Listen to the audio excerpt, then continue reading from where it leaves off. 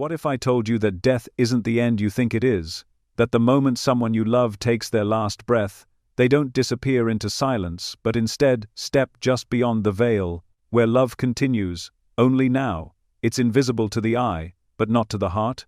If you've ever felt like someone you lost was still near, still watching over you, still sending small signs that whisper, "I'm still here," you're not imagining it. You're simply beginning to perceive a truth that defies what you've been taught to believe about life and death. Because what we call death is not a conclusion, it's a transformation. Love doesn't cease when the body goes still. It reshapes itself, it stretches across dimensions, and it finds new ways to reach you. The relationship may change form, but it doesn't end. And in some ways, it becomes more powerful than ever, because it's no longer bound by time, space, or physical limitations.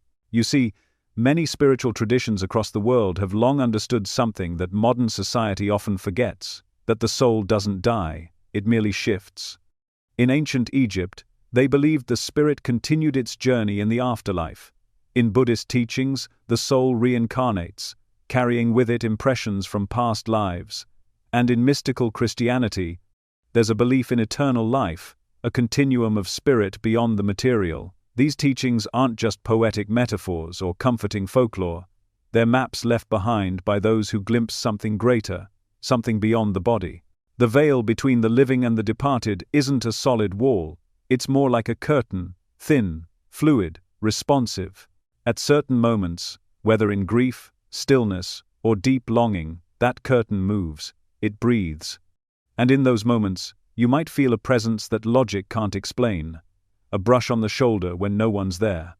A dream that feels too real. A warmth in the room that arrives without warning. There's a reason these moments feel so profound. It's because love, at its core, is not a product of the brain, or even the body. Love is energetic, it's frequency. And just like light or sound, it can travel across time and dimensions. You may not be able to see it with your eyes, but you can feel it with something deeper. Something that exists in you beyond the five senses, your awareness, your intuition, your soul. When someone you love transitions, their physical form is gone, but their essence, the part of them you truly connected with, doesn't dissolve.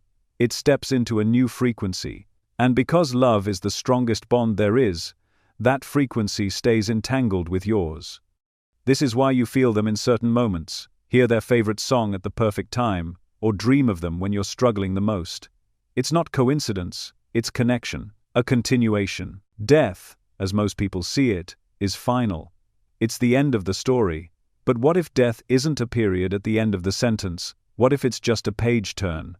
What if the person you loved isn't gone, but simply stepped into another chapter of existence? A chapter where they can still observe, still communicate, and most importantly, still protect you. This idea may challenge the way you've been taught to understand reality. And that's a good thing. Because there's so much more to this life, and the next, than we've been led to believe. The mind wants certainty, it wants facts, and physical proof. But the soul works in symbols, feelings, synchronicities. You may not get a phone call from the other side, but you might get a chill up your spine when you speak their name. You might feel a sudden calm in the middle of chaos. You might find a feather on the ground when you were just thinking about them. These aren't hallucinations, they are transmissions. They are evidence of a love that refuses to die. But here's the key. You have to be willing to see differently. You have to be open to perceiving with more than just your eyes. Because signs from the other side rarely shout, they whisper. They come in nudges, in symbols, in dreams that leave you waking up in tears, not of sadness, but of peace. They bypass the logical brain and go straight to the heart. And when they do, they don't just offer comfort, they offer confirmation that you are still loved, that you are still guided, that you are still protected. This shift in understanding isn't just about feeling better after loss. It's about stepping into a new relationship with death itself. When you stop seeing death as a full stop and start seeing it as a change in form, everything shifts. You begin to listen more deeply. You pay attention to patterns. You sense meaning in the smallest things. A flickering light, a repeated number, a familiar smell in an unfamiliar place. These are not coincidences. They are contact points. moments when the veil becomes thin enough for spirit to reach you. The veil is not something outside of you, it's something within you. It's your belief system, your sensitivity, your willingness to accept that this world is more layered than it appears. And once you soften into that awareness, something miraculous happens. You begin to feel less alone. You realize you've been accompanied all along. You begin to trust that the ones you've lost haven't truly left you. They've just changed seats in the theater of your life. They're no longer on the stage, but they're still in the audience, cheering you on. So if you've ever caught yourself talking to someone who's passed, if you've ever felt a sudden wave of warmth and thought of them, if you've ever had a dream so vivid it felt like a visit, it wasn't your imagination, it was a reminder, a sign, a moment where the veil thinned just enough for love to cross through. The heart knows what the mind forgets. And when it comes to those you've loved deeply, their energy is still here, watching, guiding, loving. And as you open yourself to this truth, you'll begin to notice what's always been there. The signs, the symbols, the sacred timing, they're not accidents, they're invitations. Because the veil isn't thick, it's not impenetrable, it's only as thick as your belief that separation is real. And once you start to challenge that belief, you'll find that they were never really gone, they were just waiting for you to remember how to listen. What if I told you that grief isn't just the ache of loss, but the very key to unlocking a deeper connection with those you thought you'd never hear from again? When someone you love leaves this physical world, the weight that drops into your chest can feel unbearable. It sits heavy, doesn't it? Like a silence that follows you around, refusing to let go. You try to smile through it, you try to function, and yet there's this invisible gravity pulling at your soul. That's grief. But what if that pain wasn't trying to break you? What if it was trying to open you? Grief is one of the most misunderstood forces in our lives. We're told it's a phase to move through, something to get over. We're handed cliches and timelines and suggestions to stay busy. But grief is not weakness, and it's not something that needs to be rushed away. Grief is energy. Pure, powerful, deeply charged energy. It's the soul's signal that love still exists, that the bond you shared is still active, still alive, just now without a body to hold it. And because that love has no place to go physically, it expands into the unseen. That expansion is the bridge. When your heart breaks, it doesn't close, it opens. And in that openness, you become more sensitive, more attuned. You begin to notice things you never noticed before. A flicker in the air, a whisper in the silence, a moment of peace that arrives without explanation. These aren't random.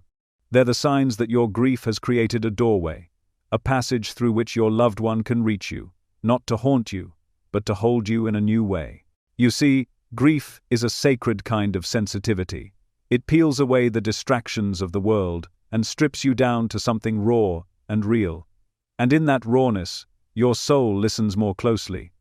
You may find yourself awake at night, staring at the ceiling, wondering if they're okay.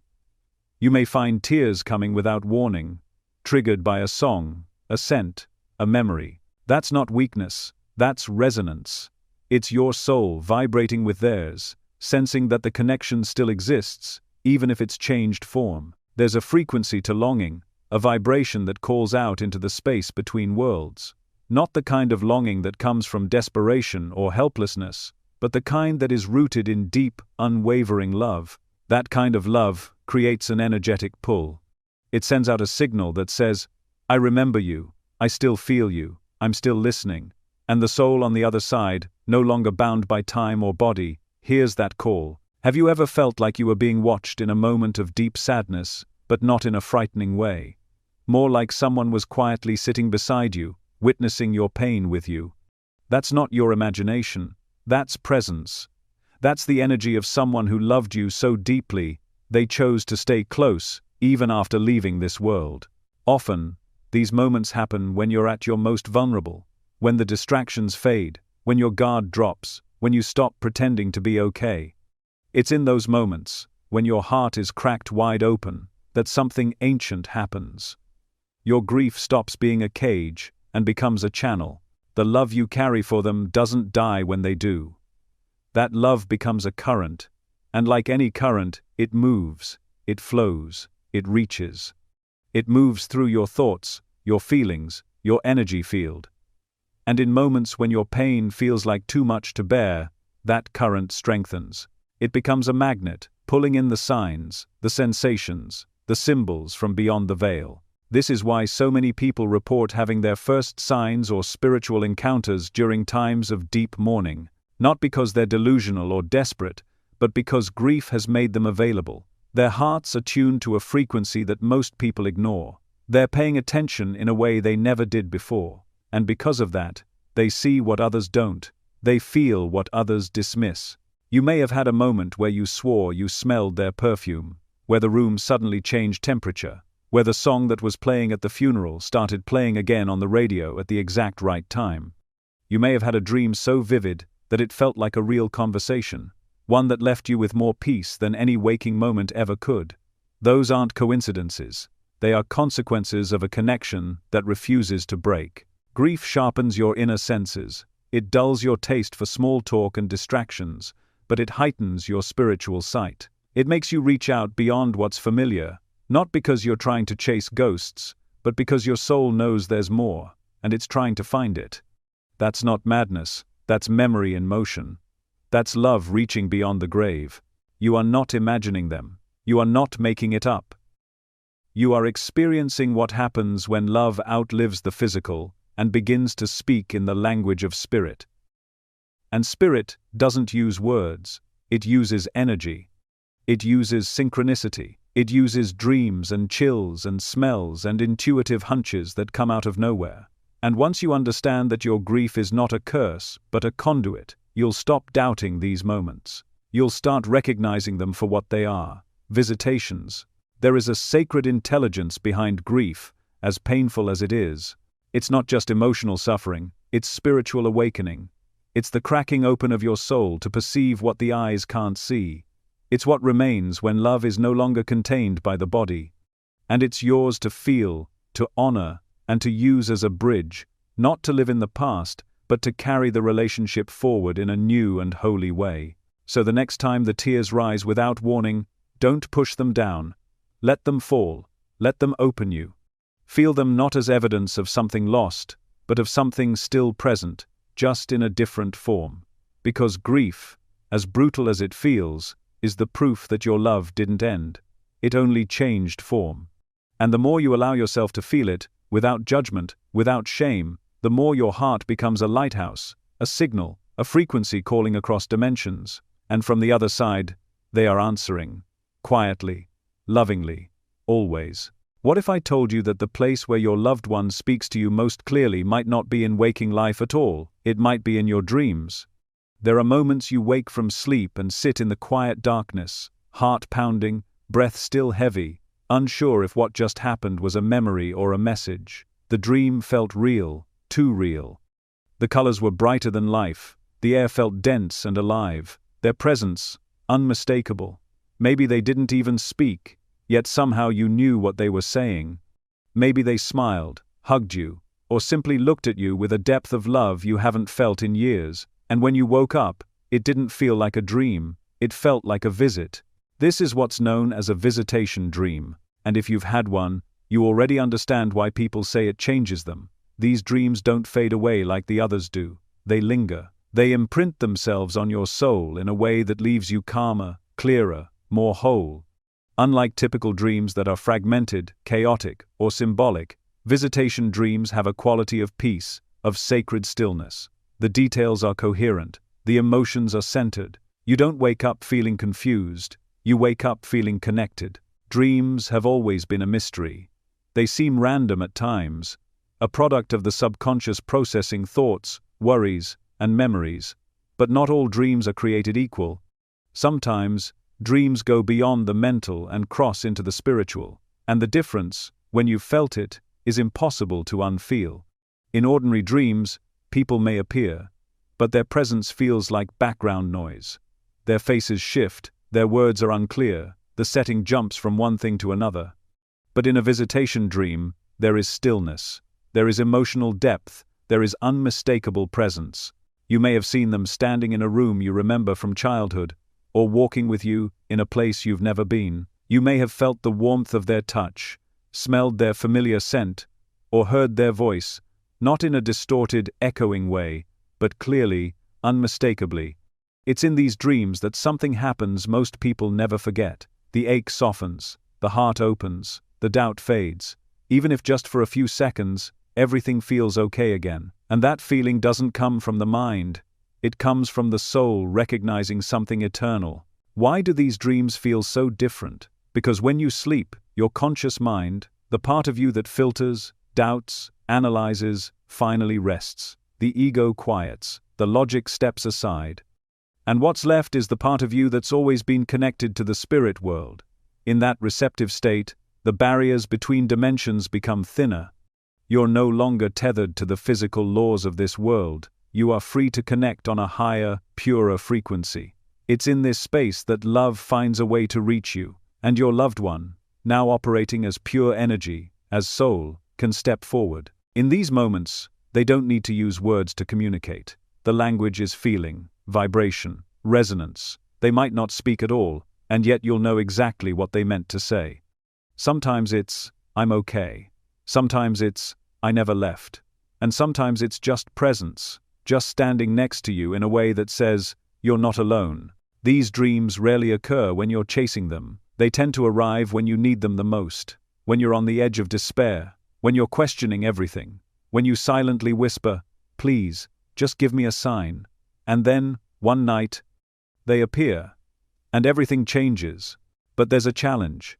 Visitation dreams are sacred, and they are fleeting. If you don't record them the moment you wake, they begin to slip away, just like a memory you're grasping for but can't quite hold. The brain, once it switches back to its waking pattern, starts to dissolve the delicate threads that held the dream together. That's why it's so important to write them down. Keep a journal beside your bed. Not on your phone, not a voice note you'll forget to listen to. A physical journal where you can pour the details out, the colors, the setting, the emotions, the message. Even the smallest fragments matter. Over time, patterns begin to emerge. Maybe they always appear near water.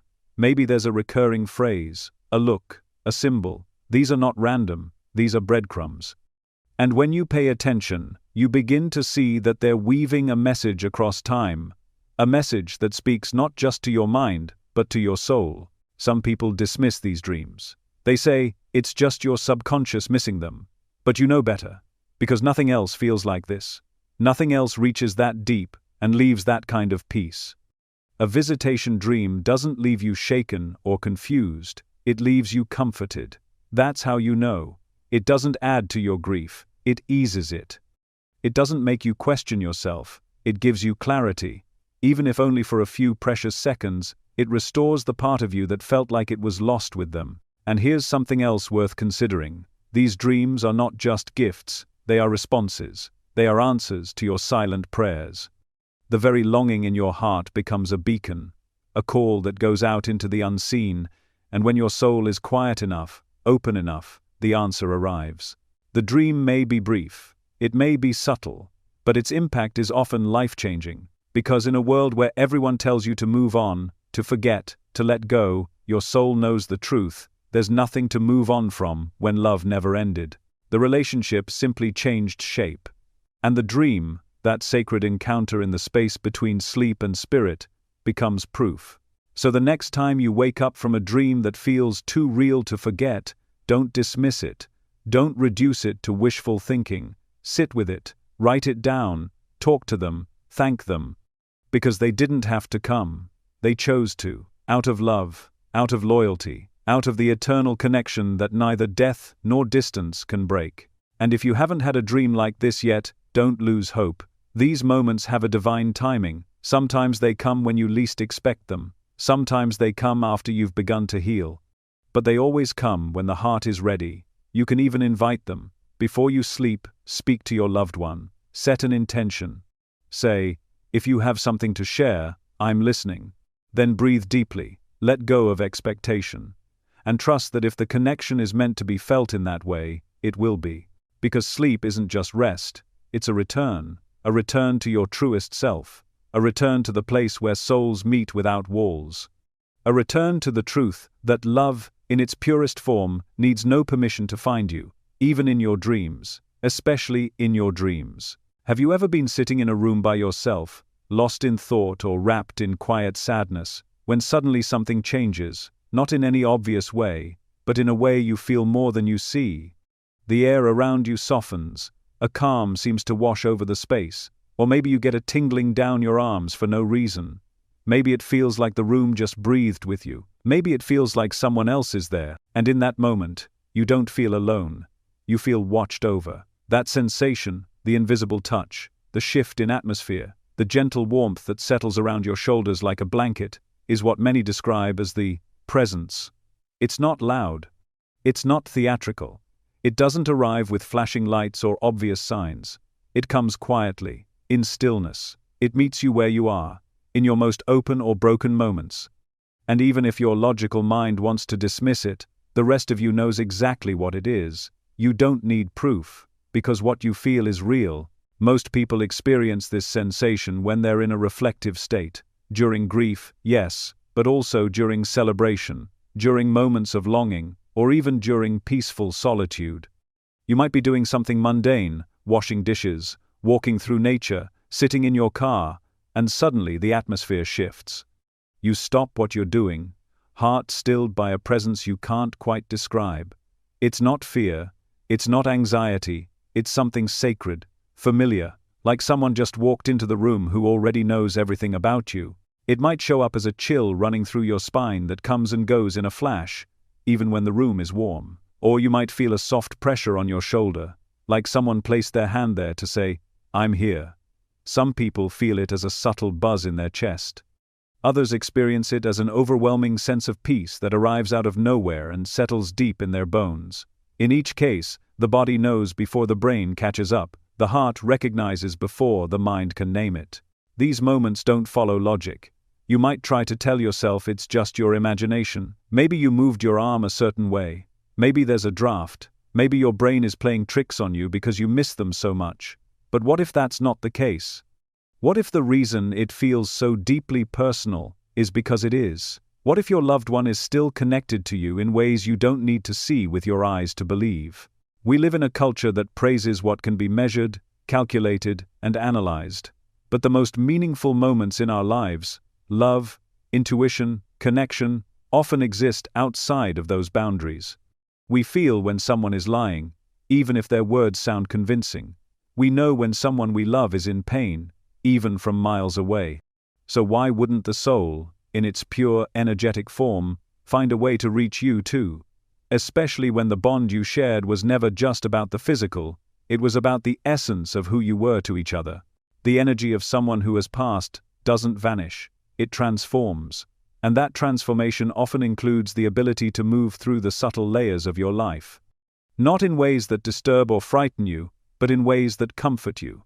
Their goal isn't to scare you, it's to remind you. Remind you that love didn't die.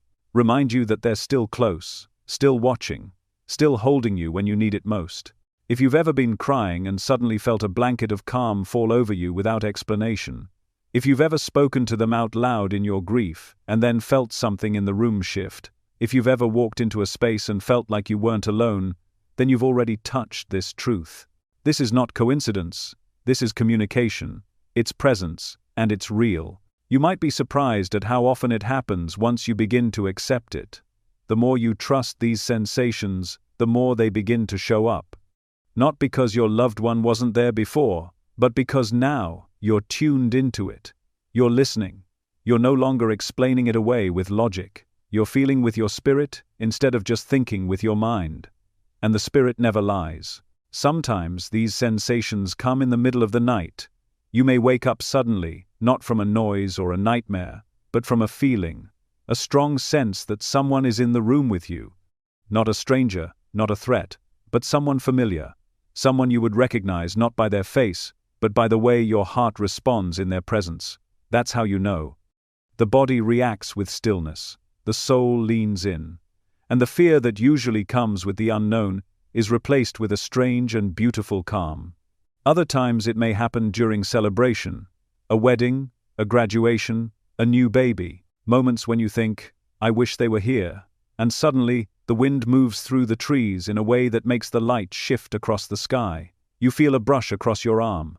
A sense of wholeness fills the space. That's not wishful thinking. That's love keeping its promise to never leave you behind. There's a sacredness to these moments that words often fail to capture. And maybe that's the point. Maybe they aren't meant to be explained, they're meant to be felt, because feeling bypasses the mind's resistance. Feeling anchors you into a truth that doesn't need validation to be real. You know what you know. You just have to give yourself permission to believe it. Next time it happens, next time you feel the shift, the warmth, the tingle, the calm, don't dismiss it. Don't brush it off as your imagination.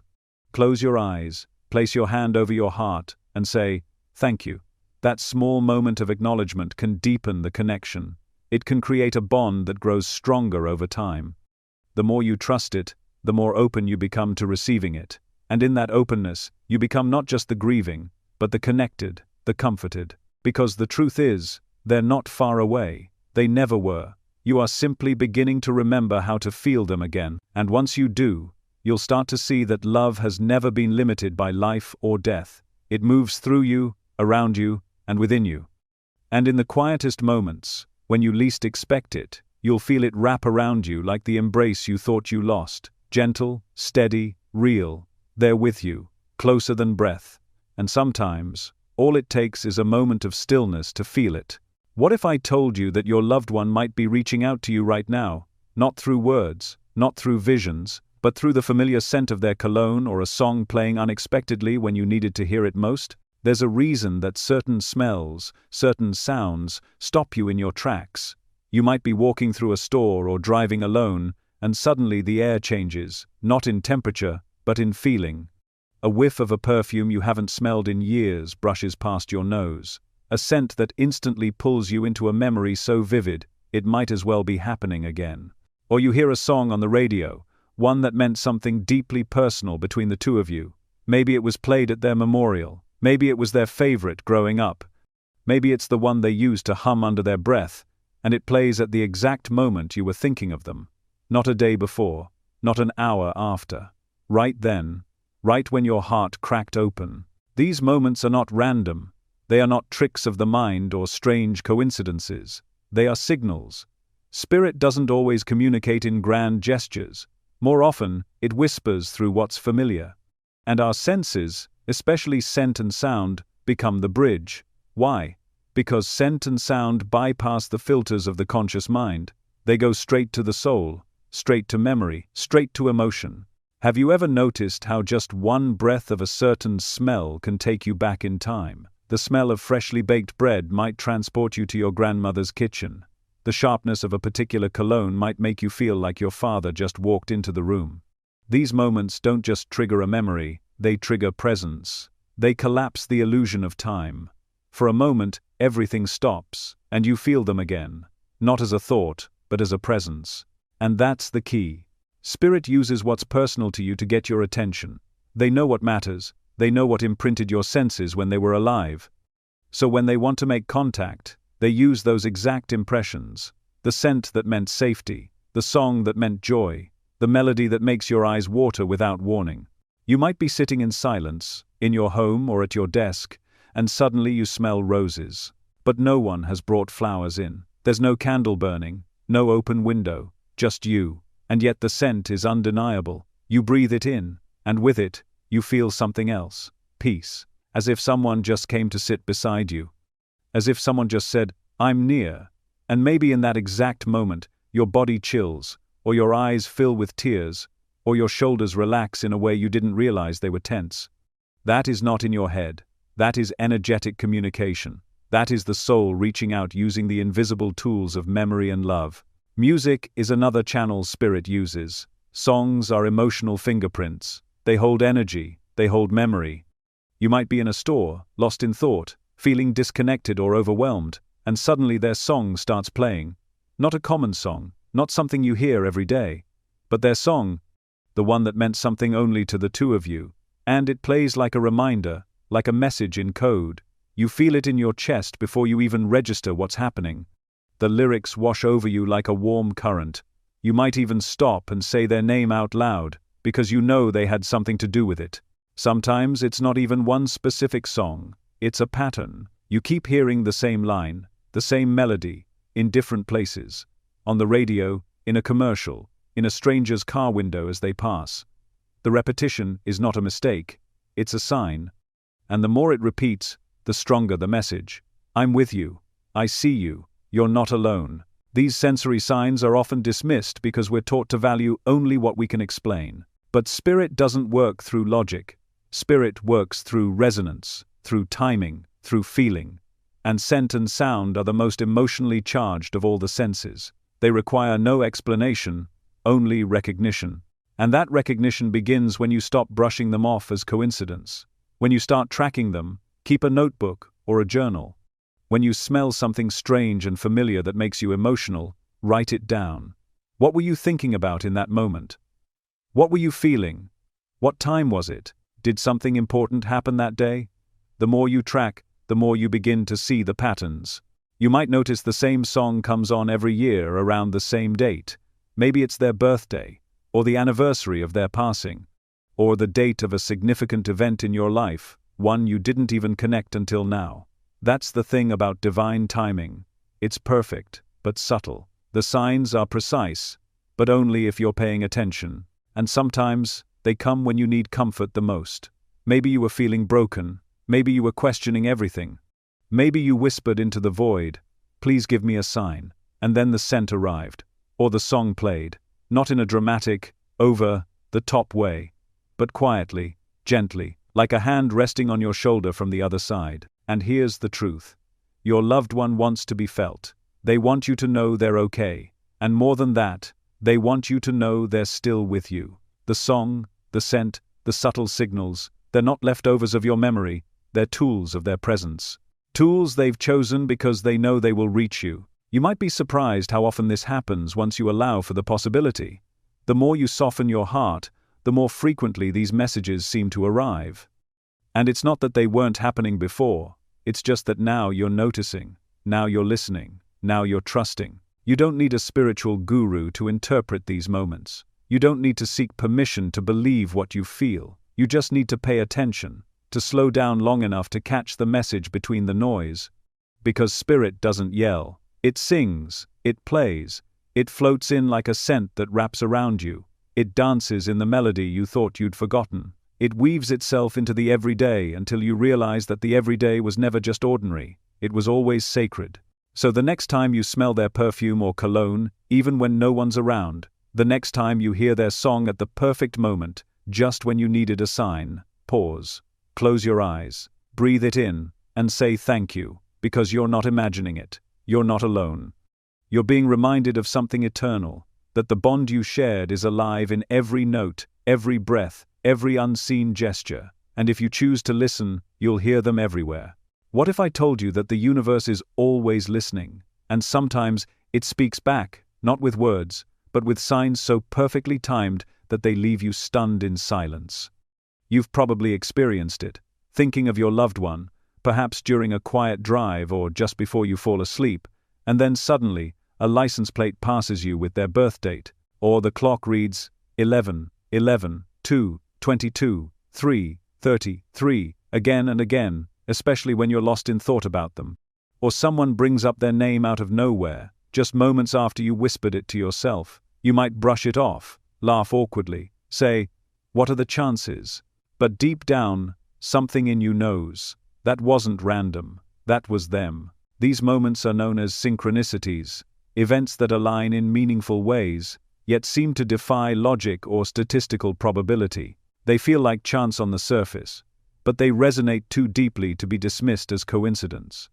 And when you are grieving, healing, or even simply remembering, these moments become lifelines, gentle nudges that say, "Keep paying attention, I'm still here." Repeating numbers are among the most common ways this communication begins. You glance at the clock, and it's 4:44. You see a receipt, and the total is $22.22. You keep waking up at the same exact time each night, like clockwork. These numbers begin to show up when your awareness is stretching beyond the physical, when you're opening yourself to something deeper, more aligned. Your loved one may not be able to speak to you with words, but numbers are universal. Their energy carries a frequency that can be felt, Repetition is how spirit draws your attention. It's subtle, yet persistent.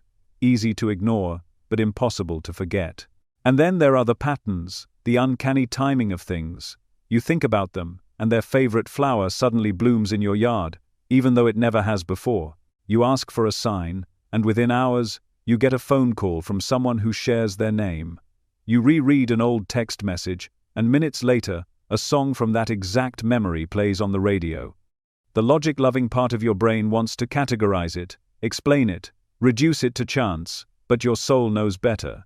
Because the more precise these moments are, the more undeniable they become.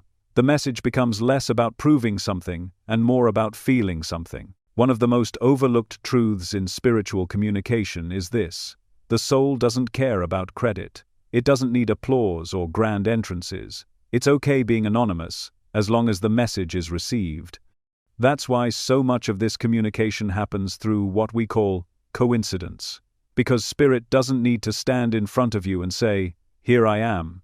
Instead, it works behind the scenes, arranging, aligning, weaving moments together in ways that only you will understand. That's how you know it's meant for you, because no one else would have noticed, no one else would have made the connection, but you did, and that's all that matters. Think of these synchronicities as spiritual fingerprints, traces left by the one who loves you, saying, "I haven't gone anywhere." They are not bound by time or form anymore, but they are bound by love. And love always finds a way to be seen, to be felt, to be known. Sometimes it's in the small things, a word you hear repeatedly, a symbol that starts to show up in multiple places, a stranger's comment that hits you like it was meant just for you. Other times, it's bigger, life-changing even. A job opportunity that comes out of nowhere when you've been praying for direction. A chance meeting with someone who helps you heal in ways no one else could. These are not random, they are orchestrated. When you begin to open yourself to the language of synchronicity, the entire world becomes your messenger. The universe begins to speak in 1,000 quiet ways, through numbers, people, patterns, and timing. But you must be willing to listen. You must be willing to accept that not everything has to make sense to be true. That sometimes the most sacred messages are the ones that can't be explained, only felt. It helps to track them. Keep a notebook. Write down the repeating numbers, the unexpected encounters, the times when your thoughts and reality seem to line up too perfectly. You'll start to notice that they often come when your heart is reaching out, when you're in emotional resonance with your loved one. Maybe you are thinking about how much you miss them, or asking if they're okay, or silently pleading for a sign. And then, there it is, the feather on the ground, the random message in a book, the perfect song lyric that answers your question. This isn't wishful thinking. This is energetic alignment. Spirit responds not to desperation, but to invitation. When your longing is filled with love rather than fear, you become magnetic to the unseen. You create a channel, you become open, and when you are open, the messages flow. The more you honor them, the more they appear, not because you're imagining them, but because now you're in tune, you're listening. You're recognizing the divine rhythm that was always there. Sometimes the signs are even playful. You may laugh when they appear because they come with a wink from the other side. As if your loved one is saying, "Did you catch that?" They know your sense of humor. They know what matters to you. And when they send you a message wrapped in a moment so ridiculous, so specific, that only you would get it, that's how you know it's real. That's how you know it's them. There's a beauty in this kind of communication. It doesn't try to dominate your life. It doesn't force itself into your reality. It respects your space, your timing, your healing. But it also loves you too much to stay completely silent. It finds a way to slip through the cracks, to appear in the everyday, and to offer a moment of connection when you need it most. So the next time something happens that makes you pause, something that lines up too perfectly to be random, don't dismiss it. Don't tell yourself it's just coincidence. Breathe it in, smile. Say their name. Acknowledge that, in that very moment, something bigger was at play, something loving, something familiar. Because every coincidence you experience is a thread in the web of connection that never truly broke. It's your soul brushing against theirs. It's the universe delivering a message in the only way it knows how, through the poetry of perfect timing. And once you begin to see the world this way, you'll realize it's been happening all along. You just had to remember how to notice. What if I told you that the wind, the birds, and even the sky itself might be speaking to you, not just as symbols of beauty, but as carriers of messages from someone you thought you'd never hear from again? It's no coincidence that so many people report feeling close to a loved one when they're surrounded by nature. There's something ancient and sacred about the natural world, something that hums just below the surface of what we can see. It's alive not only in body, but in spirit. And for those who have crossed into the unseen, nature becomes one of the easiest and most poetic ways to communicate. It's not just because it's beautiful. It's because nature speaks a language the soul already understands. You might be thinking of someone you miss, aching for them, or maybe just quietly reminiscing, and out of nowhere, a butterfly lands on your hand and stays there longer than seems normal. Or a bird appears and locks eyes with you from a branch just a few feet away, staring with a knowing that chills you in the best way. Or maybe you're sitting with your grief and the wind picks up suddenly, not like a gust, but like a whisper that wraps itself around your face and moves something inside you. That's not the weather, that's a message. Nature is symbolic, yes, but it's also deeply intuitive, and those who have passed know how to use it. Birds, for example, are among the most common messengers. Many cultures throughout history have seen birds as symbols of the soul, freedom, and transition. A cardinal, a robin, or a blue jay appearing at just the right time, when you're thinking of them, speaking their name, or asking for a sign, is not random. Especially if that bird lingers, sings louder than usual, or flies unusually close. It's not just the bird that matters, it's the timing, the energy around it, the moment it arrives. Butterflies, too, hold immense spiritual weight. They represent transformation, the evolution of the soul, and the shedding of form. Their presence in your space, especially after a loss, is a delicate yet powerful affirmation that your loved one has not disappeared. They've simply changed. Butterflies seem to appear when the heart is soft, when you've stopped trying to control the moment. They flutter in like little prayers on wings, gentle, silent, but unmistakably timed. And when they land on you, or hover longer than usual, it's hard not to feel the wave of love that seems to follow. Then there are feathers. You might find one at your feet when you weren't looking for it, in a place where it shouldn't be. Not from a pillow, not from a bird you can see, but placed in your path as if by design. White feathers, in particular, are considered symbols of angelic presence, of purity and connection between realms. And when you find one during a moment of longing, or after you've silently asked for reassurance, it carries more than just softness. It carries a message. You are not alone. They're still with you. Even the elements respond. Have you ever watched a sunset and felt as though the sky itself was reaching into your soul, painting memories across the clouds? Have you stood in stillness, only to have a breeze arrive at the perfect moment, wrapping around your face like an embrace you can't explain?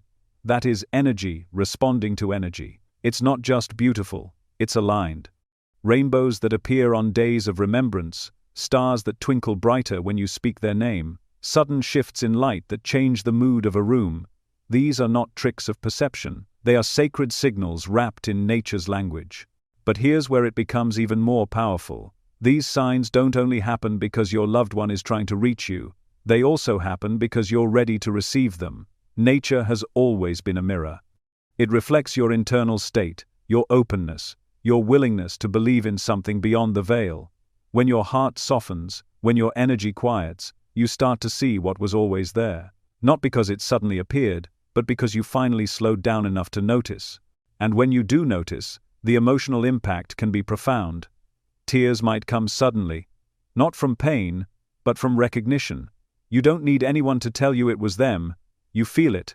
It hits you in a place words can't touch, that wave of calm, that deep knowing, that pause in time where everything else fades and all you're left with is the overwhelming sense that love just touched your life again. That's real.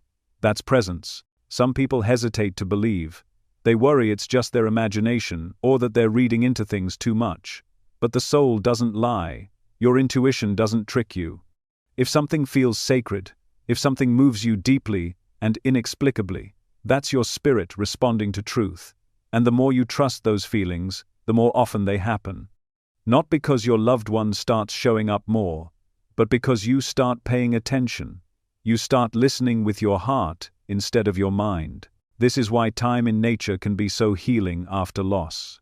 It becomes a sacred space where the noise of the world fades away and the whispers of the soul grow louder. Sit by a tree, and you might feel them beside you. Walk near water, and you may sense their energy in the stillness. Watch the clouds, and you might see shapes that remind you of them, signs that you're not making up, but being given. The earth, the sky, the wind, they are all allies in love's eternal language, and it's not just about comfort. These moments often come with a subtle message, one you may not fully understand at first, but that reveals itself in time. Maybe it's encouragement, maybe it's a reminder to keep going, maybe it's a soft affirmation that they're proud of you. The signs might not always come with a full sentence attached, but they carry frequency, and that frequency speaks louder than words. So when you're walking outside and a bird seems to follow you, or a butterfly dances in your path, or you look up and see a rainbow on a day you were just thinking of them, don't dismiss it. Let it in. Let it move you. Let it remind you that nature is not separate from spirit, it is spirit. And it's one of the most beautiful ways your loved one can say, "I'm here, I still see you, I still love you." Track these signs, journal them, mark the date, the feeling, what was happening in your life. You'll begin to notice a pattern. They don't come randomly, they come when you need them most, even if you don't realize it at the time. And the more you honor these moments, the more they become part of your daily experience, not rare, but sacredly consistent. You don't have to go looking for signs in nature. Just be open, be still, be receptive, and know that when the wind picks up or a feather lands at your feet or the sky explodes in color for no reason at all, it might not be just nature. It might be them, reminding you that love never ends, it only changes form, and sometimes it speaks in birdsong and sunlight, and petals on the breeze. Have you ever picked up your phone to call someone just as they were calling you, or had your lights flicker for no reason, right when you were thinking of someone you've lost? Maybe the TV turned on by itself, or your playlist shuffled to their favorite song even though you hadn't played it in months. Perhaps you were about to say their name aloud when the screen on your phone suddenly glitched, a call dropped, a video froze. These things might seem like flukes at first glance, but what if I told you they weren't technical errors at all? What if I told you they were whispers from the other side? When a soul transitions out of the physical body, it doesn't disappear. It simply shifts into a new form, pure energy. And energy, by nature, interacts with the world around it. Just like electricity, just like frequency, just like vibration, this is why so many people report strange and often unexplainable experiences involving electronics after someone passes, phones acting strange, lights flickering, devices behaving as if touched by invisible hands. It might seem random, but it's anything but. You may not know this, but your thoughts and emotions also emit energy. And when you're focused on someone you've lost, especially when you're feeling them deeply, longing for them, or opening yourself in prayer or remembrance, you create a subtle energetic bridge. This bridge becomes a point of contact. It allows them to draw near, and as their energy field interacts with yours, it also influences the physical space around you, especially technology, which is incredibly sensitive to even small energetic shifts. Electromagnetic fields are all around us. Your phone, your television, your Wi-Fi router, they're constantly transmitting waves we can't see but rely on every day. When a spirit draws close, their frequency, high, refined, and often intense, can interfere with these fields, creating blips, pauses, or glitches. That flickering light in your bedroom isn't always a bad bulb. Sometimes, it's the energetic fingerprint of someone trying to get your attention, especially if it happens at the exact moment you were thinking of them, crying over a memory, or asking for a sign. Think of it like this. Spirit energy doesn't need to manipulate physical objects in the traditional sense. Instead, it moves through resonance. It blends with the natural flow of energy already present in the environment. When your computer crashes just as you're about to open an old letter from them, or your phone alarm goes off at an odd time with no reason programmed, or a voicemail deletes itself seconds after you listen to it, these aren't necessarily system failures. They're disruptions, subtle echoes of spirit moving through the electromagnetic web that we often take for granted.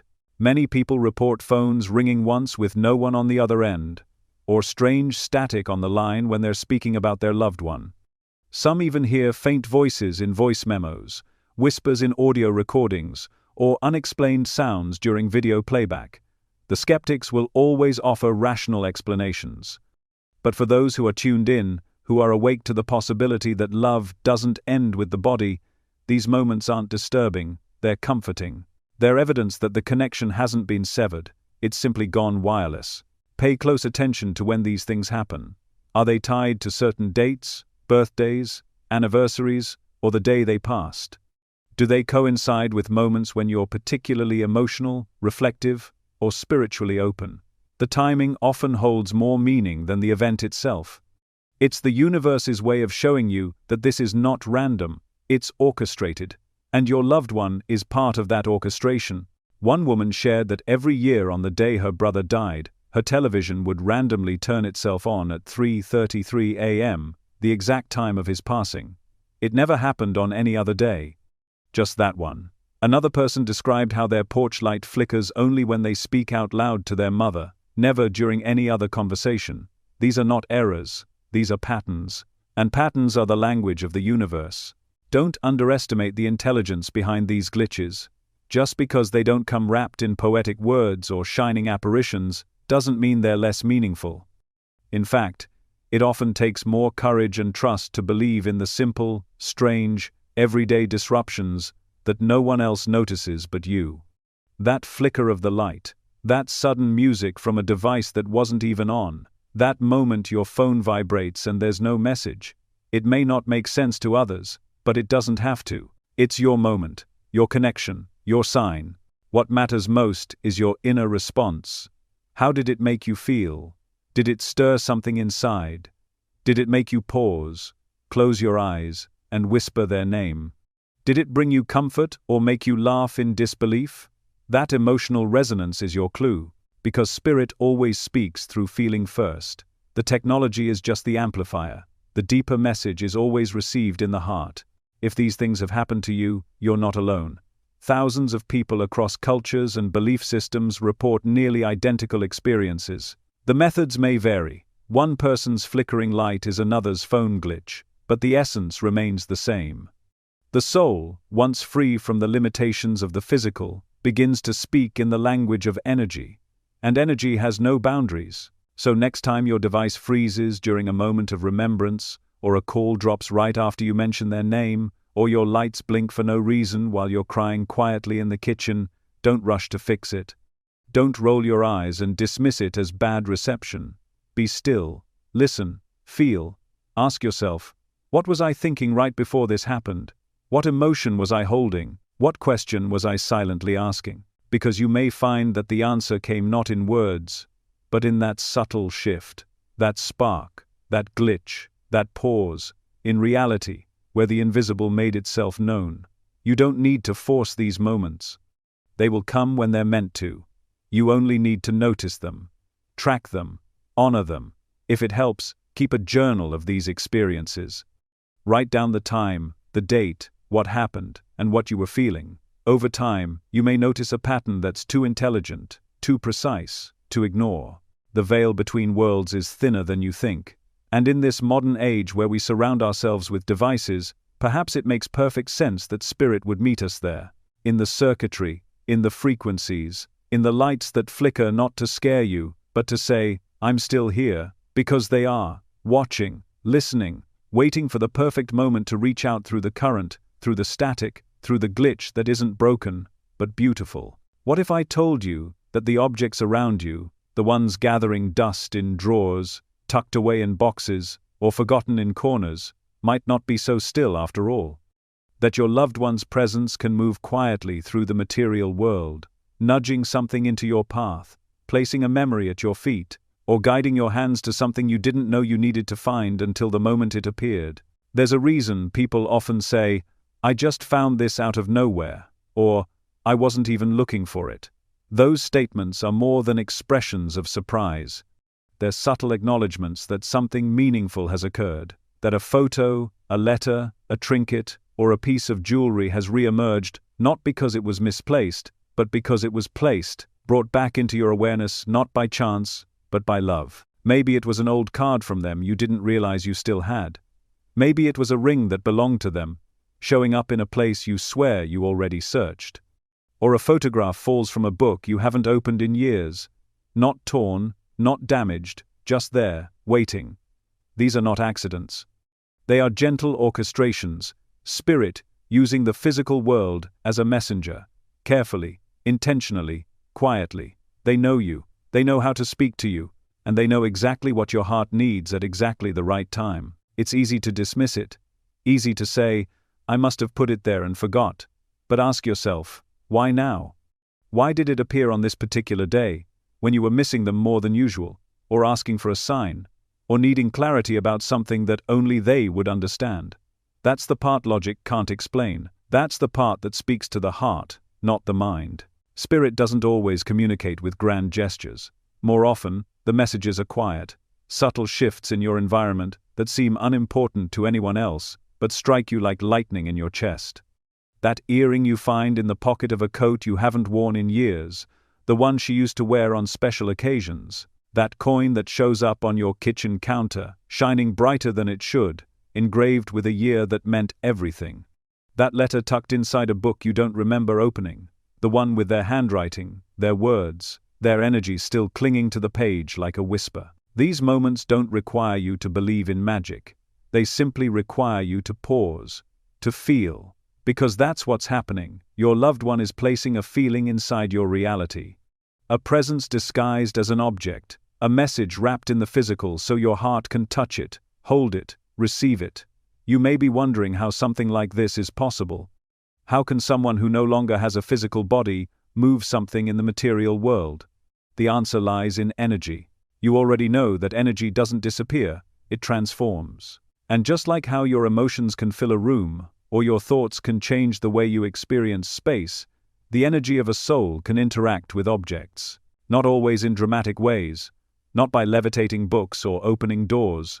Sometimes, it's as simple as guiding your attention, nudging your awareness, placing a thought in your mind that leads your hands to open a drawer you haven't touched in years. This is how they work, with subtlety, with grace, with divine timing. A friend of mine once shared that in the depths of missing her grandmother, she was cleaning out a cupboard and found an envelope with her grandmother's handwriting on it. Inside was a birthday card that had somehow been misplaced over a decade ago. The timing was undeniable. She hadn't been looking for anything. She wasn't even thinking about that particular cupboard. But she felt her grandmother in that moment so strongly, so clearly, that the card wasn't just paper anymore. It was presence. Sometimes, it happens when you're about to make a big decision. Maybe you're unsure of which path to take, and suddenly you come across an old journal entry, one written during a conversation you had with them years ago. And in those words, in that ink, is the answer you didn't know you were looking for. Or maybe you're overwhelmed, wondering if you're doing enough or being enough, and then their favorite book falls from a shelf and lands open to a passage that hits you like a message. The power of these moments lies not in the object itself, but in the timing of its appearance. The item is just the vessel, the delivery system for the emotion, the memory, the message. And more often than not, what's delivered isn't instruction or advice. It's presence. It's their way of saying, I see you, I hear you, I'm still part of your story. Of course, not every sign arrives with such clarity. Sometimes, they're more like gentle nudges, a sense that something in the room just shifted, a feeling that a specific drawer or box is calling to you.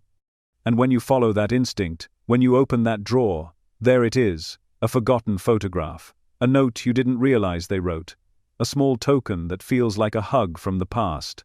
Some describe it as the sensation of being guided, not forced, not controlled, but gently led. You might feel an urge to clean out a certain space, and in doing so, you uncover a keepsake you thought was lost forever. You weren't planning to look for it, you weren't even thinking about it, but something, someone, guided you there. And that's the point. Spirit doesn't need to shout. They don't need to move mountains. They just need to move your heart. And the way they do that is often through what looks ordinary to the outside world, but feels extraordinary to you. So if you find an old necklace suddenly glinting from beneath the couch, If a photo slides out of a book at the exact moment you whisper their name, if a letter shows up in a box you were sure you'd already unpacked, don't dismiss it, don't rush past it, sit with it, let it wash over you, feel their energy in the moment. Because what you're holding isn't just an object, it's a message. It's a reminder that love leaves fingerprints, not just on our hearts, but on our lives. You may want to keep a memory box, a sacred space for these unexpected gifts. Each one tells a story. Each one is a thread connecting you to a love that refuses to be silenced by time. And when you feel alone, when the grief creeps in like fog, opening that box and holding those objects might just shift your entire day. Not because they fix everything, but because they remind you, gently, powerfully, that you're still being held. The physical world may not be the realm your loved one inhabits anymore, but their energy is still present within it. It lingers in the places you shared. It echoes through the objects you once touched together. And sometimes, when your heart is open, and your soul is listening, that energy moves, not to scare you, not to overwhelm you, but to whisper, "I'm still here." What if I told you that sometimes the most important message you'll ever receive won't come in a dream, or from a flickering light, or through a whisper in the wind? It will come from the mouth of a stranger, a child, or a friend who has no idea they're being guided in that moment. There's something remarkable that happens when the veil between this world and the next becomes thin, the line between ordinary and extraordinary disappears. Spirit doesn't always speak through mystical visions or obvious signs. Sometimes, it moves through people, real people, everyday people, people who have no clue that what they're saying is about to change your life. And maybe you've experienced this already, a moment where someone says something so precise, so timely, so uncannily connected to what you've been feeling, that it takes your breath away. You could be standing in line at a store, lost in your thoughts, aching quietly for a loved one who's gone, and the cashier smiles and says something that pierces through your grief. Maybe they tell you, "You look like you carry a lot of love," or, "Someone up there must really be watching out for you today." They don't know you. They don't know your story. But the words hit you in the exact place you needed to be seen. That's not just kindness, that's communication. When your heart is reaching out, when you're emotionally, spiritually attuned to the absence and presence of someone you love, you send out a frequency. You may not realize it, but your longing becomes a kind of prayer. And prayer doesn't always return in the form you expect. It returns in resonance. And often, spirit finds the nearest available messenger.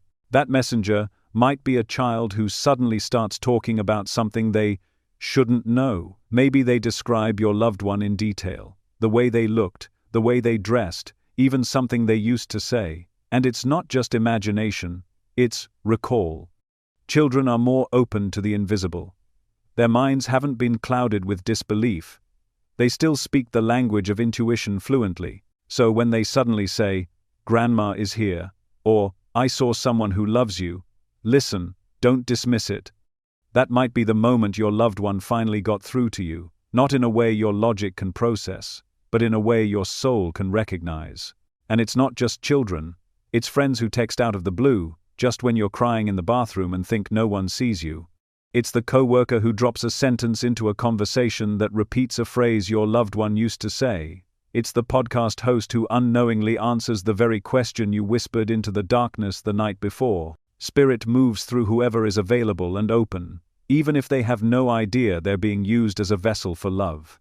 There's a sacred intelligence at play in these moments, one that orchestrates timing and words and situations in such a precise way that the probability of randomness becomes laughable. This is where you're invited to shift from doubt to awareness. Not every person who delivers a message will know what they're doing. Most won't. They'll just feel a nudge to say something, an inner pull to speak a certain truth or share a certain story. And they'll walk away never realizing that, in that brief moment, they were a mouthpiece for something far beyond themselves. You don't have to be psychic to receive these messages, you only have to be open.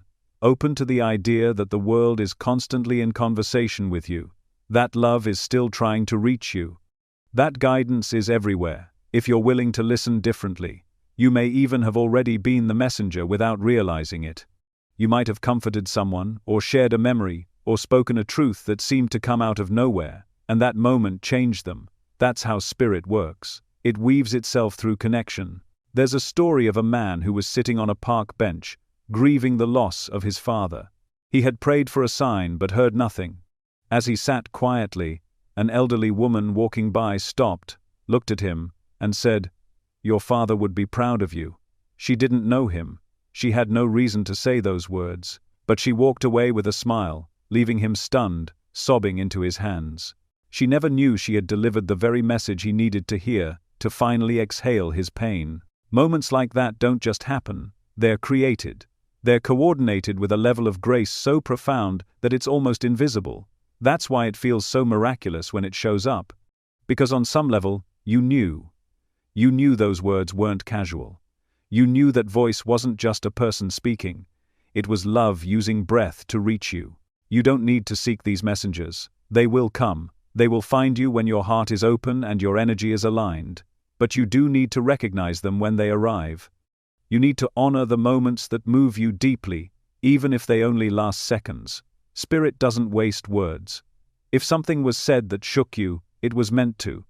If someone crossed your path, and their presence lingered in your soul, that wasn't a stranger, that was a messenger.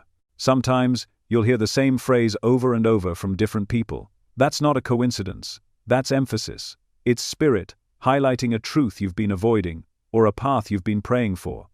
And it doesn't have to come from someone spiritual or profound. It might be the barista handing you a coffee who says, "You've got someone watching over you, you know?" and smiles like it's nothing. But it's everything, especially when that's exactly what you needed to believe again. The people around you, even strangers, are often more connected than they appear.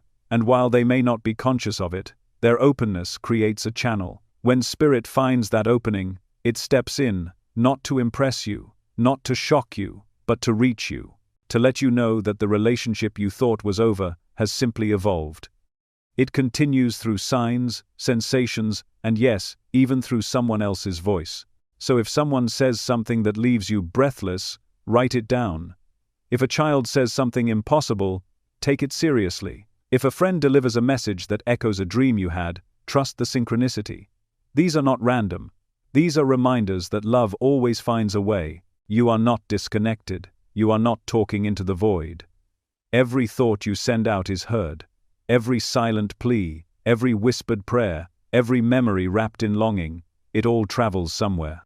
And sometimes, it comes back to you through someone who doesn't know they're carrying it. But you'll know. You'll feel it. You'll recognize the truth in their words. Because it's not just what they said, it's how it made you feel. That feeling is your confirmation. That warmth in your chest, that tear in your eye, that moment of pause where time seems to stop, that's spirit. That's your loved one. Not gone. Not silent. Just speaking through someone else's voice, at the perfect moment, to remind you they never left. Have you ever had a moment where something inside you simply knew what to do, or what not to do, and you couldn't explain how or why? Maybe it was a choice you made on instinct, a decision to turn left instead of right, to stay home when everything else said go, to call someone out of the blue, only to find they needed you more than ever. It didn't come from logic, it didn't come from careful planning, it just came sudden, clear, undeniable. What if I told you that this wasn't just your intuition, but theirs, gently nudging you from the other side? There's something sacred that happens when someone you love crosses over. The connection between you doesn't dissolve, it transforms. Their voice may no longer reach you through the air, but it begins to speak in deeper, quieter ways. Through your body, through your instincts, through that subtle knowing that seems to arrive from nowhere. We're taught to think of intuition as some abstract sense of inner wisdom, and in many ways, it is. But when you've loved someone deeply, when you've shared a soul bond with them, that intuitive space becomes something more. It becomes a shared field, a place where their energy can still touch yours, a place where they can whisper through your thoughts, not as memory, but as guidance. There may have been times when you stopped in your tracks, heart pounding, unsure why you suddenly felt danger around a corner you hadn't even reached. Or maybe you felt a strong pull to cancel plans, only to later discover something happened that day that would have placed you in harm's way. Or perhaps you just knew, without evidence, without explanation, that you had to take a different route, reach out to someone, or avoid a certain place. And afterwards, you were left with the deep, unsettling realization that something was protecting you. That something might not have been just a hunch. It might have been them, the one you miss, the one you talk to in your thoughts. Even if you wonder whether they can hear you, they can. And they don't just listen, they respond. Sometimes with a sign in the world, other times with a whisper in your chest. We tend to dismiss these whispers. We label them as coincidence, anxiety, or even paranoia. But the soul knows better. You've likely felt it before, that difference between an ordinary gut feeling and the kind of inner certainty that stops you cold. The kind that doesn't shout, but instead settles in your bones like truth. That's the kind of knowing that doesn't just come from you, it flows through you. And it's often inspired by someone watching over you. Your loved one may not be able to walk beside you in the physical anymore, but they are still present in your energy field, still connected to your vibration, still deeply invested in your safety, your choices, your healing.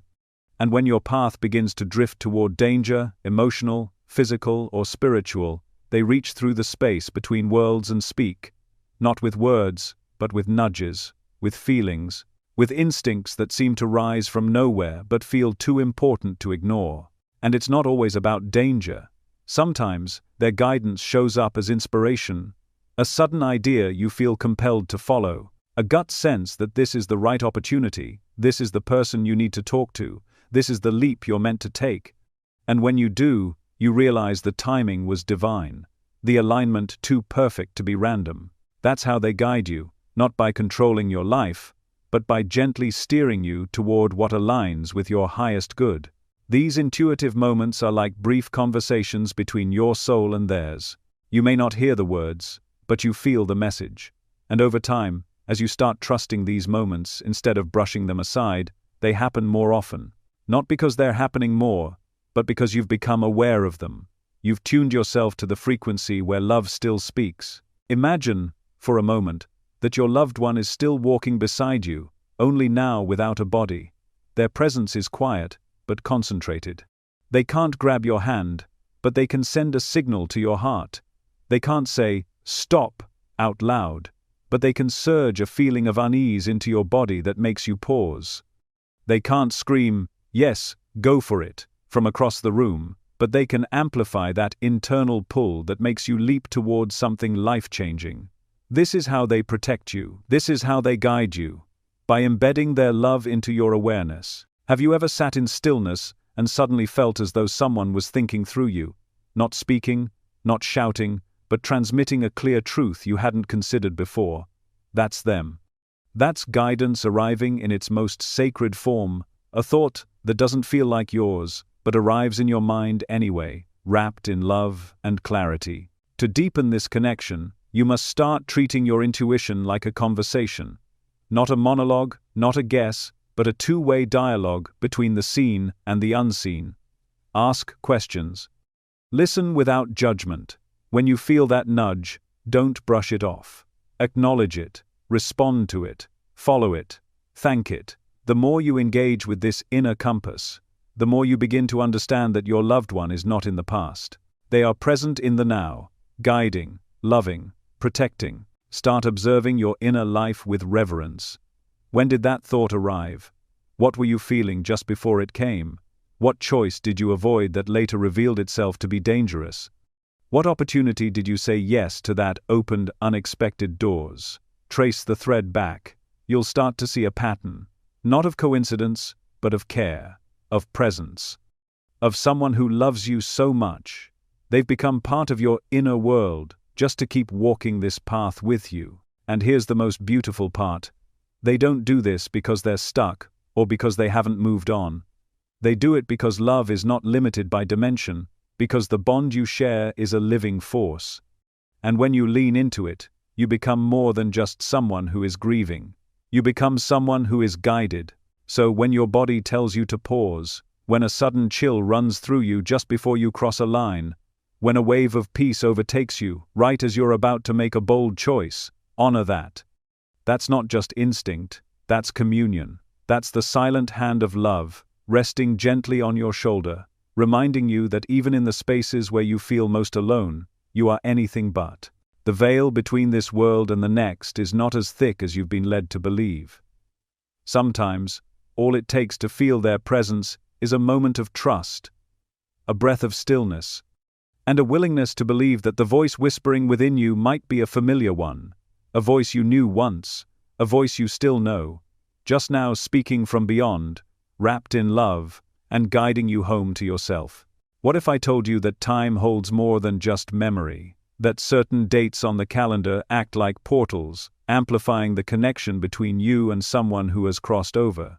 What if those moments that bring you to your knees each year, the birthdays, the anniversaries, the holidays, aren't just reminders of loss, but opportunities for reunion? Time is not as linear as we've been taught to believe. While the world races through days and months with a focus on clocks and calendars, the soul remembers differently. It doesn't measure time by seconds, it measures it by energy, by presence, emotion, and resonance. So when a meaningful date arrives, your inner world begins to stir before you even realize why. That heaviness in your chest, the sudden lump in your throat, the tears that come out of nowhere, these are not just signs of grief resurfacing, they are signals. Signals that their energy is close, that love is making itself known through the echo of time. Have you ever noticed how certain days feel different, without any external reason? Maybe you wake up with a sadness that doesn't belong to your current life, or your thoughts drift repeatedly to someone you've lost, even when you're trying to focus on other things. Maybe on their birthday, without even planning to, you find yourself doing something they used to love, baking their favorite dessert, playing their music, walking the path you once walked together. And in the middle of that act, you suddenly feel them, not as a memory, but as a presence. That isn't your imagination, that's timing, divine timing, the kind only a soul still connected to yours would know. When someone we love transitions out of the physical form, their love doesn't vanish. It remains imprinted on the moments that mattered most. Birthdays aren't just celebrations of life lived, they are energetic signatures, frequencies your loved one left behind that can still be felt. Anniversaries don't just mark time past. They are emotional altars, places in time where spirit gathers. Holidays, those moments filled with tradition, nostalgia, and deep emotional energy, often act like beacons, calling them closer. You may notice that signs show up more frequently around these sacred dates. A specific song playing on the radio as you think about them. A feather appearing in your path on the morning of their birthday. A dream that feels like a visit the night before their death anniversary. Maybe the lights flicker. Maybe their scent drifts through the room just as you're setting a place at the table in their honor. These aren't coincidences. These are love made visible through the rhythm of remembrance. Because spirit speaks in patterns, and the pattern of the calendar, the dates we circle, the ones we dread, the ones we long for, becomes a sacred map. On those days, your emotional energy rises, whether consciously or not, and when your energy rises, so does your sensitivity to theirs. It's like your heart becomes a signal tower, broadcasting your love, your longing, your grief, and they feel it, they always do. That's when they come closer. That's when they show up, not in ways that always make sense to the logical mind, but in ways the soul immediately recognizes. Don't be surprised if these days feel heavier than others. That weight isn't just sadness, it's presence. It's the convergence of your emotional memory and their spiritual nearness. The veil becomes thinner because your heart becomes wider. You become more available to feel them, to hear them, to sense them in the quiet moments. And if you allow it, if you stop rushing through the day and instead turn toward it with reverence, you'll find that these aren't just hard days, they're holy ones. On their birthday, light a candle, not because they need it, but because you do. Watch how the flame dances, how it flickers when you speak their name. You'll feel it in your chest, that warmth that wasn't there a moment ago. That's them, that's the conversation happening in silence. On the day they passed, consider writing them a letter. Pour out the things you never said or wish you could say again. You'll be surprised how much lighter you feel afterward, how much more connected, more held. These rituals aren't just symbolic, they're spiritual anchors. They create containers through which love can flow again.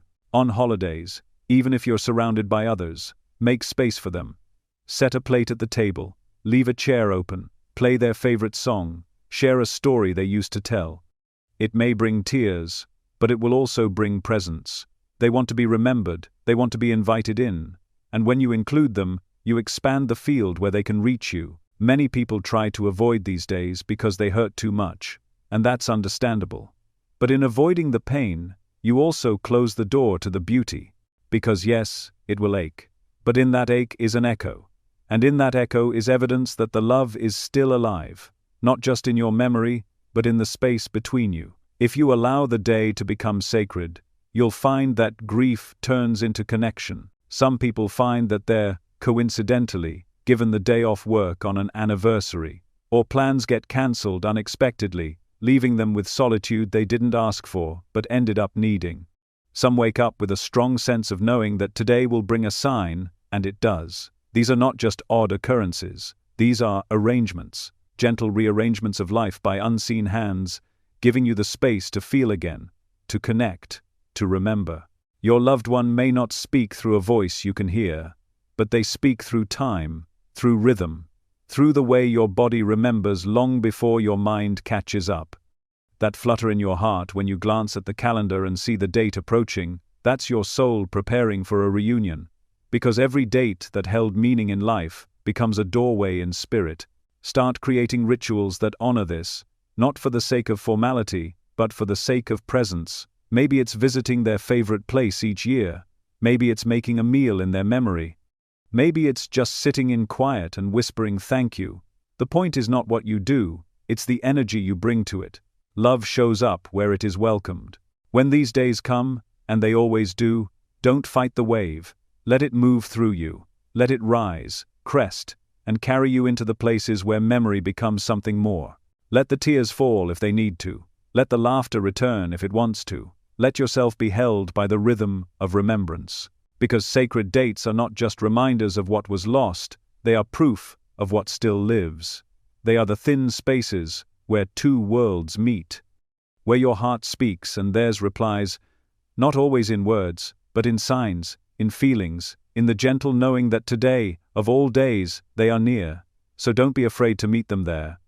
In the softness, in the stillness, in the sacredness of a date that once marked life, and now marks love's return. What if I told you that the moments in your life when everything felt like it was unraveling, when you were scared, lost, or standing at a crossroads, weren't moments you faced alone? That in those quiet storms, in those private crises, you were not abandoned, but accompanied.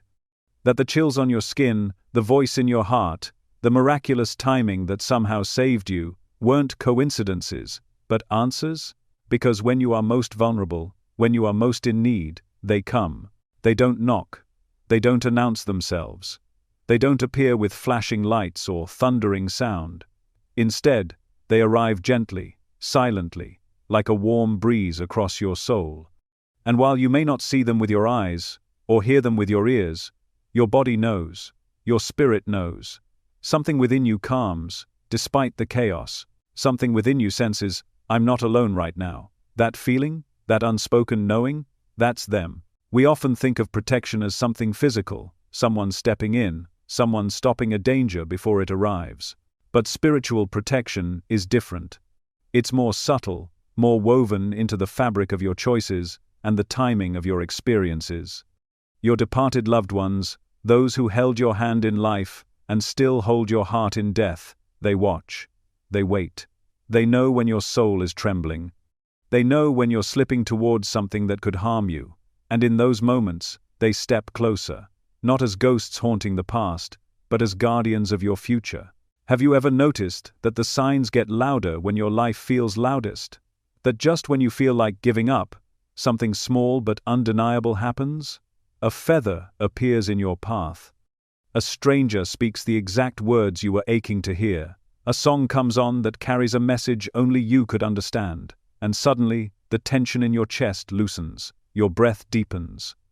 You don't know why, but you feel stronger. You feel seen. That's not random. That's them.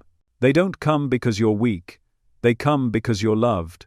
And because love doesn't retire after death, it evolves. It becomes something even more present, even more aware. They see the bigger picture now. They know what's coming before you do, and they use every ounce of that awareness to guide you, especially when you feel like you've lost your own sense of direction. When you're facing a major life decision, whether to stay or leave, whether to say yes or no, whether to begin again or walk away, their energy surrounds you like a protective circle. You might not realize it, but you begin to notice odd timing. You get delayed just enough to avoid an accident. A friend calls with advice you didn't even ask for. You suddenly recall something your loved one used to say, and in that sentence is the clarity you needed. These are not passive memories. These are activations, and they arrive precisely when your soul needs them most. And it's not just when you're in danger, it's also when you're on the edge of transformation. Right before a leap, a shift, a breakthrough, that's when the veil thins. That's when they draw near, not to interfere, but to empower, to remind you who you are, to remind you of the strength they saw in you when they were alive, and the strength they still see now. You may not hear their voice the way you used to, but you will hear something just as real, the echo of their support inside your intuition, that inner yes that rises up when you are about to say no, that sudden wave of peace when you're drowning in uncertainty, that warmth that floods your chest, reminding you, you are protected, you are never alone. If you've ever felt saved from something, a close call, a moment where you narrowly avoided pain, heartbreak, or harm, consider that it may not have been luck. Consider that someone who loves you still walks beside you, someone whose job isn't done just because their time on earth ended. They have simply stepped into a higher role, one where distance doesn't matter, one where presence is eternal.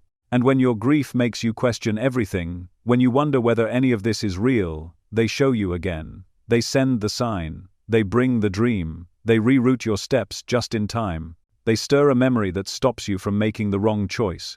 You may think you're alone in your healing, but you're not. They are helping you heal from places you can't see, from dimensions of love you haven't yet learned to name. This doesn't mean you'll never suffer. It doesn't mean life becomes perfect. But it does mean you are held within it. It means you are watched over. It means that when the darkest night falls, there is a light, sometimes so faint, you almost miss it, but it's there. A light lit by their love, by their promise, by their presence. You don't have to understand how this works. You don't have to be able to explain it to anyone else. All you have to do is remember. Remember how many times you felt supported when you didn't think you could go on. Remember how many times a message reached you from out of nowhere. Remember the timing that made your heart stop, the synchronicity that didn't make sense, the safety that appeared out of thin air. That wasn't just fate. That was family.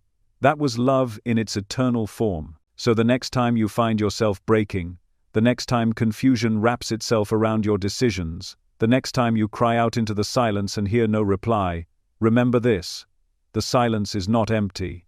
It is filled with them. It is filled with presence, with protection, with patience. They are there, and they always come when you need them most. Not because you're desperate, not because you're incapable, but because they love you with a love that does not die, a love that only deepens in the realm beyond the veil. A love that chooses, again and again, to walk with you, not in front of you, not behind you, but with you, step by step, moment by moment. Especially in the moments when you feel like you can't take another one. You don't need to call them with rituals or ceremonies, you just need to feel, to open, to trust that if you're going through something that feels too big, too painful, too impossible, you're not carrying it alone, and you never were. Because love like that, it never leaves. It just finds new ways to stay. What if I told you that your relationship with someone who has passed isn't over, that it never needed closure? Because real love isn't something you bury, it's something you continue. Yes, their body is gone. Yes, their voice no longer echoes through the rooms of your home. But their soul, their essence, their love, it's more alive than you realize. And not only can you still feel them, you can speak to them. You can reach across the invisible and know with certainty that something is listening back. You see, love is not limited to the five senses. It's not confined to space or time. It's an energy, a vibration, a frequency that transcends everything the physical world tries to define. And when someone you love crosses over, that energy doesn't vanish. It changes form. It becomes more subtle, more sacred, more powerful. But to feel it, to connect with it, you have to meet it where it lives now, in silence, in presence, in intention. This connection doesn't require you to be psychic or spiritual or perfect. It only asks that you be open, that you let go of the need for proof and lean instead into the knowing that rises from within, that still, small voice that says, "They're here," and if you're willing to engage, not just remember, but relate, you'll find that this bond not only remains, it deepens. Start simply. Light a candle in their honor. Let the soft glow remind you that their spirit still burns in your life. Sit with it. Watch the flame dance, and feel the subtle shift in the room. Maybe you'll notice a warmth, a calm, a sense of being watched over. That's not just comfort, that's communication. Write them a letter, pour your heart out onto paper. Tell them what you miss, tell them what's changed, tell them what you wish they could see, and then, be still. Don't expect words to echo back. Instead, expect feeling. Expect a subtle response in your body, a release, a breath, a tear, a wave of peace. These are not small things, these are replies.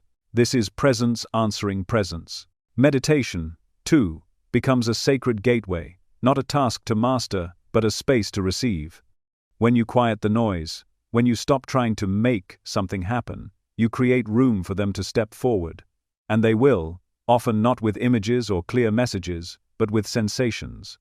You'll feel them, not always with clarity, but with certainty. That certainty is enough. Dreams are one of the most common ways spirit communicates, and you can invite them in. Before bed, speak aloud, ask them to come, ask for a visit. Hold their picture in your hand, or place it under your pillow. Set the intention that your sleep becomes a sacred meeting ground. And when you wake, no matter what you remember, write it down. Over time, you'll begin to see patterns, messages, moments where they broke through the veil just long enough to whisper, "I'm still with you." Ask aloud. You don't need a sacred space to do this. Talk to them in your car, in the shower, while walking through the grocery store. Tell them what you're struggling with. Ask for a sign. Say, "If you're here, let me feel it." And then pay attention. The sign may not come instantly, but it will come. Maybe it's a bird that flies unusually close. Maybe it's a line from a stranger that repeats something your loved one used to say. Maybe it's a sudden knowing that washes over you while doing something mundane. These are not accidents, these are answers. Create rituals, not because they're required, but because they build bridges. Cook their favorite meal on their birthday. Play the song they loved and dance like they're dancing with you. Visit the place you used to go together and leave a flower, a note, a blessing. These acts may seem small, but they carry enormous spiritual weight. They let your loved one know, "I haven't forgotten, you still matter, we're still connected." But more than anything, talk to them like they're here, because in many ways, they are, just not in the way you were used to. Don't frame the relationship as past tense. Don't say, "I loved them." Say, "I love them," because you do, and they love you too. That love hasn't stopped. In fact, it's grown, it's expanded beyond the limits of human experience. It's no longer bound by fear or illness or time. It's pure, it's unshakable, it's always listening. This journey isn't about moving on, it's about moving with. It's about building a new kind of relationship, one that doesn't require a physical body to feel real, one that lives in the quiet moments, the unexpected signs, the deep sense of being guided. They are not gone, they are simply elsewhere. And from that elsewhere, they reach you. They protect you. They whisper love into the corners of your mind and soul when you need it most. If you've ever felt their hand on your shoulder when no one was there, if you've ever seen their face in a dream and woken up crying because it felt too real, if you've ever heard a laugh in your mind that belonged to them, that wasn't imagination. That was interaction. That was connection. And it can continue. The more you acknowledge it, the more it strengthens. The more you invite it, the more it arrives. Don't be afraid to believe. Don't let doubt rob you of a relationship that still wants to bloom. Love doesn't require proof, it requires presence. And presence is something you can offer and receive every single day. You don't need closure, you need continuation. Closure is for endings. But this is evolution. This is what happens when the love between souls refuses to die, when it insists on finding new ways to live. And it will live through your dreams, your intuition, your rituals, your quiet conversations, through every choice you make to stay connected rather than walk away. So speak to them, write to them, honor them, trust that they hear you, not because you want it to be true, but because on the deepest level, you know it is. That knowing is your inheritance. That bond is eternal. That love never left. It just changed shape. And as you grow, as you heal, as you open more fully to the sacred possibility that they are still with you, you'll begin to feel it more and more. Not just in moments of grief, but in moments of joy. Not just in tears, but in laughter. Not just in longing, but in peace. Because the connection isn't just real, it's alive. Love never dies. It evolves, it expands, it surrounds you, and if you choose to meet it, not with expectation, but with openness, you'll find that you were never alone. Not then, not now, not ever.